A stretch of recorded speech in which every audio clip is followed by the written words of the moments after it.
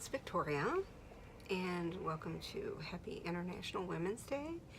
Today I thought I'd do a read from 2 or 3 pieces actually, featuring my strong female characters, because my female characters are always complex. They're not just one-sided. I believe that they're fully dimensional and very interesting. And I always say, if you don't have a past, your life is probably boring.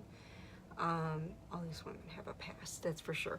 So first I'm going to read from the Amazon bestseller, and I got in the Amazon UK bestseller storyteller contest, A Long Rain.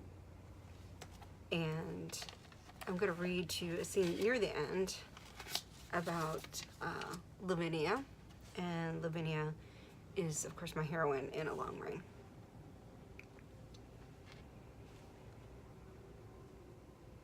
May I join you? She wore a pink rose-colored dress with a matching hat. You are alone? She had a smooth accent, definitely elitist. And you're hearing things from Lavinia's point of view, by the way, for all purposes here. She nodded to the server, and he procured her refreshments and brought them to the table. I'm Madame Bartlett, so pleased to meet you. She extended a pink-gloved hand. Lavinia James, likewise. As we shook hands, I noticed she had an extraordinary grip for a woman of a certain age. Pleasantries aside then, with deft flicks of her fingers, she removed her gloves and started to add sugar to her tea. A few moments ago, your timepiece shuddered, did it not? Perhaps give off a strange glow. She peered over her cup as she began to sip her drink. Perhaps. I equaled her cool demeanor as I nibbled on my treat. And this pocket watch does not belong to you? Her words were almost as sharp as the knives on the table. It was given to me. I spoke as plainly as possible. I didn't need to lie. But that doesn't mean it belongs to you now, She sipped again with her blue eyes glaring through the steam of her tea. I remained silent and stared back as I took another bite. She tried another tactic.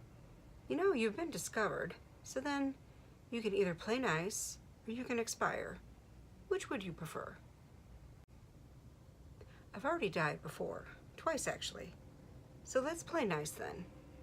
With raised brow, I succeeded in earning a little trust. Well then, Miss James, how did you procure the piece? Again, it was given to me. Come now, she growled. By whom? An officer of the Redcoat Army. I know I managed to get under her skin as she visibly paled. She poured more tea. I could almost see her mind whirling around. When? Surely you don't mean during the Revolutionary War of the Americas. And did they give you anything else? How kind of you to ask, I smirked. At the end of the Civil War, and yes, this. I pulled the very special crown from my bag. May I? With an inquisitive turn of her head, she reached for the coin. Say please, I pretended to whine. Oh, please, and stop it. I know what this is. She plucked the crown from my palm and squinted at the engraved side and numbers. Finish your tea, she barked. We have some shoes to fix. So that's a scene from A Long Rain with Lavinia, my heroine. We're gonna switch gears from steampunk and go to my vampire series, the Vampire's Little Black Book series. This is a scene from The First 10 Bites. And again, it's on Amazon Kindle. So if you prefer to read from Kindle, you can download it. And it's from one of my, it is probably, it is my favorite title of all. Everyone Looks Better Undead. And it's Will, my vampire hero, talking about Anna.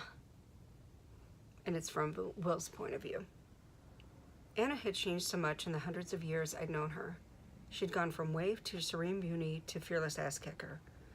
She wasn't exactly a mercenary, but if you needed to track someone down or assassinate and were really undead, Anna was your lady. She was far from the little girl I'd raised and sired. Her assets were almost legendary. Not everyone knew her by sight.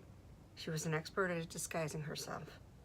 But almost everyone that was someone undead had heard of her. Anna knew most major modern languages, was an expert fighter, and had been to almost every corner of the globe. She was one of the few that lived in both the above and underground vamp worlds. Anna could be your secretary, a suburban neighborhood mom, a waitress, or a biker that could rip your throat open, suck you dry in seconds.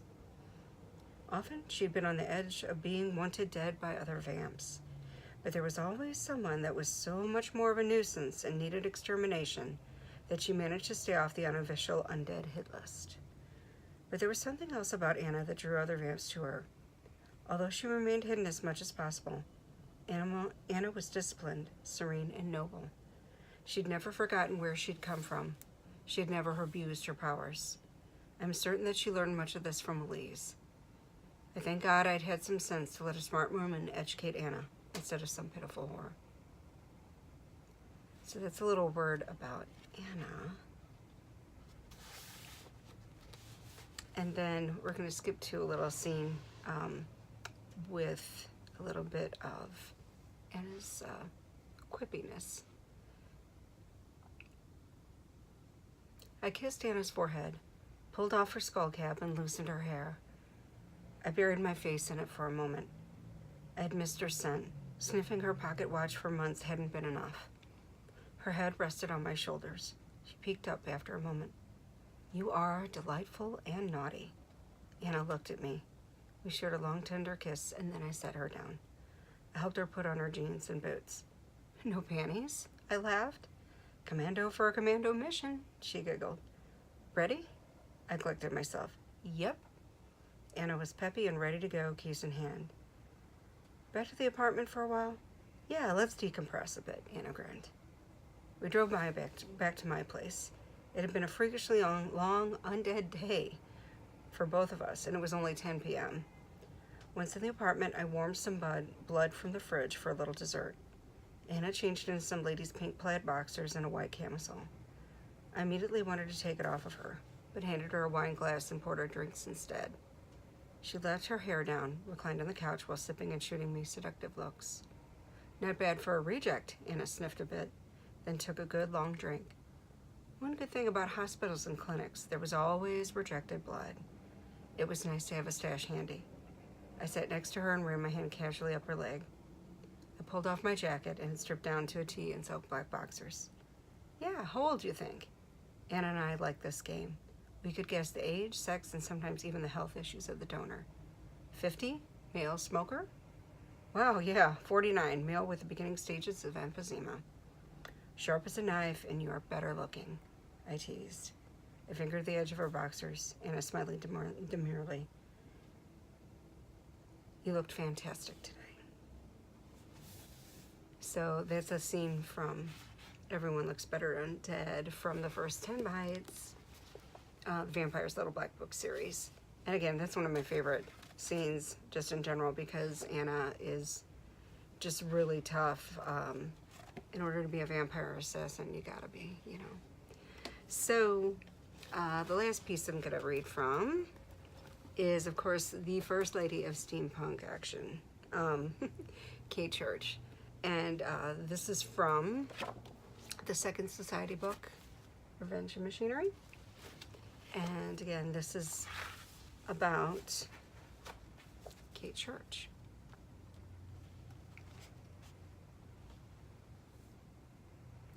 Kate could almost read Drasko's mind.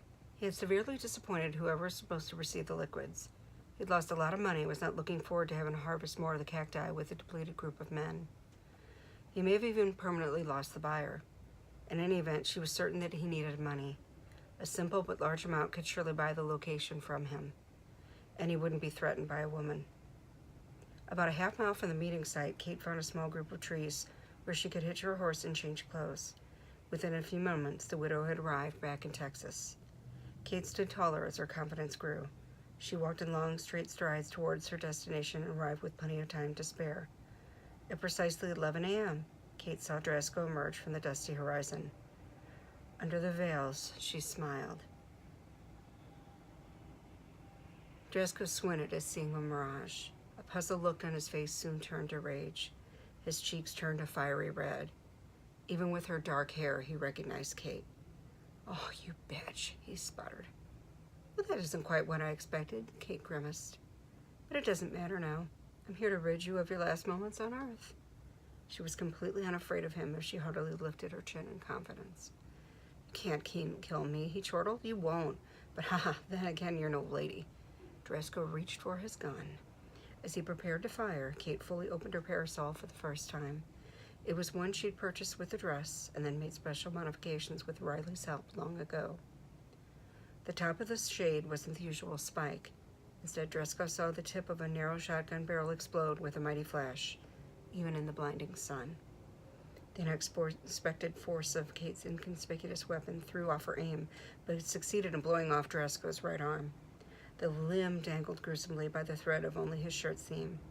She missed her intended target, his heart, but the wicked man collapsed to the ground in agony with a hysterical cry. Kate blew the gun smoke from the parasol, placed it on the desert floor, and twittered, I guess that will need a little more work." Her eyes never left Dresko as he writhed in pain like the snake that he was. Kate daintily pulled at the skirt of her dress, unhooked her whip from her garter, and stepped forward to finish off her last demon of Iris. She snipped the tool that was the only token she had left of Michael Parker. The whip that had once tortured her had now become a means to her revenge. Kate cracked it with amazing skill and caught Dresko's right ankle.